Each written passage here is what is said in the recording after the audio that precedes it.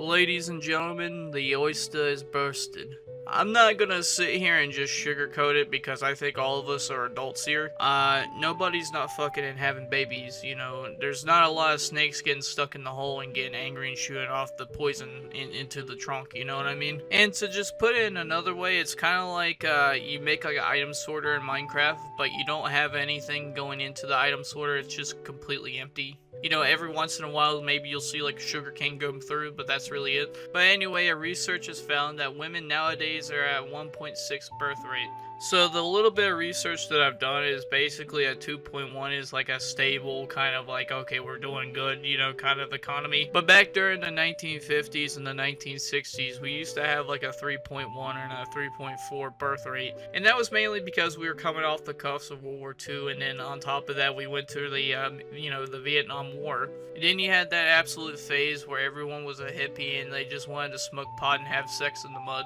But we're not here to talk about the hippies in the 60s. We're here to ask, why is everybody stopped, fucking? Why is nobody making babies anymore? Now, when it comes to us youngsters here, I think we already know what the situation is and what the actual main thing is. But when it comes to the older generation, like the boomers, I don't think they kind of got it already. I think they're still trying to process it on the on a 256 megabyte hard drive. And this is not the only issue, but this is the main issue that everybody can agree upon. Now go ahead and say it with me. The economy is fucked. When it's absolutely hard to pay rent, pay for your car, pay for fucking just to live, pay to actually stand, to pay to actually sit, to pay to actually fucking poop. Don't expect nobody to not have no diapers for some damn child. Bringing a kid into this world is like buying a goddamn Ferrari. You think I have enough for a Ferrari? The fuck no, I barely have enough to buy this fucking thing. Bro, you know how much you know what I use for shampoo? Do you really want to know what I use for shampoo? Dial soap. No, we don't using Prel, we're not using Old Spice, we're not using Axe body spray, we're using fucking Dial, dude. And to be honest, half of it is mostly laziness because I just don't want to go to Walmart and buy the shampoo. But the other half of me doesn't want to buy a bottle, use it for 2 weeks, and then have to buy another bottle. And you're probably thinking like, wow, damn, Just That is down bad with money? No, and that's the shocking part about it. I think I do better than 80% of my generation. But yet I'm like, damn, I don't want to buy this because it's too damn expensive.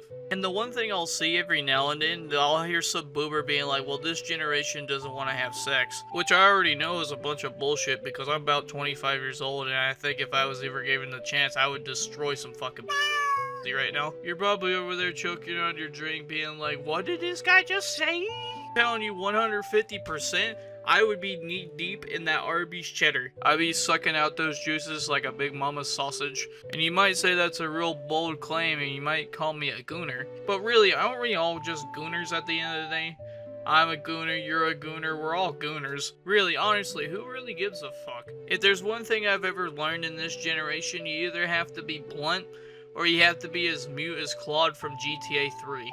And I think as long as you don't have a goon set up and you don't slap at it every 57 times in a day, I think you're fine if you want to be a little bit rich with your vocabulary. But going back on communication, to me that's like the second issue to an economy. Nobody doesn't know how to talk to each other. Because answer me this, I mean, how am I supposed to tell you I want to be knee deep in the gravy train without coming off as a weird or as a creep? You can't. And then it becomes this big old game of pussyfooting around. Well, does she want to date me? Does she want to fuck me? Well, what is it? Is it when I'm going to ask this, is she going to put it on TikTok and humiliate me? Sometimes I wish it was like, hey, you want to date me? You can go somewhere to go date.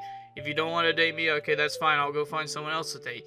Why can't it be as simple as that? Sometimes it baffles me that we haven't gone extinct any sooner. Because if you really want my honest opinion on it, it's really not as efficient as a mumbo jumbo redstone video. And another thing that I see, and I think it's the top third, women are just way too picky. And I'm not saying that men can be picky either, but I think women take the cake on this one. Like for example, some dating apps have a tall scale. You know, you can go from 5'7" or 6'2" or some shit like that, right? Something that you just don't have complete control over. Right? You can't drink enough milk to be 6'2", right? Let's be honest. Yeah, if I said this out loud and said, why is there not a fat slider to tend to all these day naps? And that's when I start becoming the villain. I mean, what kind of backwards bullshit is that? It's stuff like that that makes me want to put on clown makeup and rob banks. It is absolutely so ass backwards that I can't understand it. Then they want you to have rock hard abs and a 6-figure income just so you can see her at the dinner table eating a bunch of food that you have to pay for and see her walk out the front door. That is the main reason why men are leaving. Because I think it's mainly because women want to live such a bougie lifestyle. On top of that, the economy is dog shit. For some people, you're lucky enough to be able to pay off your power bill, let alone buying 2 steak dinners at some bougie ass restaurant. And sure, there's probably women out there that are cool with McDonald's or cool with Taco Bell, and those are usually the real ones. Those are probably more deserving to have a ring on their finger. But the thing about it is they're few and far between.